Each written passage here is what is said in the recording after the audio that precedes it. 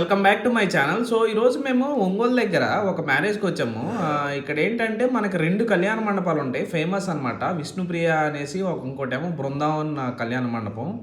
So, మా ఫ్రెండ్‌ది ఒక దాంట్లో మ్యారేజ్ జరుగుతుందనేసి ఎళ్తే దాని పక్కనే same decoration and then same ఇదిగోండి ఎంట్రన్స్ కూడా అలానే పెట్టాడు. అదిగోండి 2 పక్కనే వెంకటేశ్వర స్వామిది ఎంట్రన్స్, ఆ డెకరేషను అండ్ దెన్ ఆ లైటింగ్ సిమిలర్‌గా ఉంది. లోపలికెళ్ళి చూపిస్తాను మీకు డెకరేషన్ ఎంత బాగా చేశారో. వీళ్ళు బాగా బలిసినోళ్ళనమాట. సో, చూడండి వీళ్ళు నాకు తెలిసి ఇక్కడ కళ్యాణ మండపానికే ఓ 10,00,000 దాకా ఖర్చయ్యేటట్టుంది. ఓన్లీ డెకరేషన్‌కి అండ్ దెన్ ఈ లైటింగ్‌కి. వీళ్ళు చూడండి వీళ్ళు ఎంట్రన్స్‌కి బిఎండబ్ల్యూ కార్ ఇవి తెచ్చుకున్నారనమాట. లైటింగ్ మాత్రం అరిపిచ్చాడు కళ్యాణ మండపం అంతా.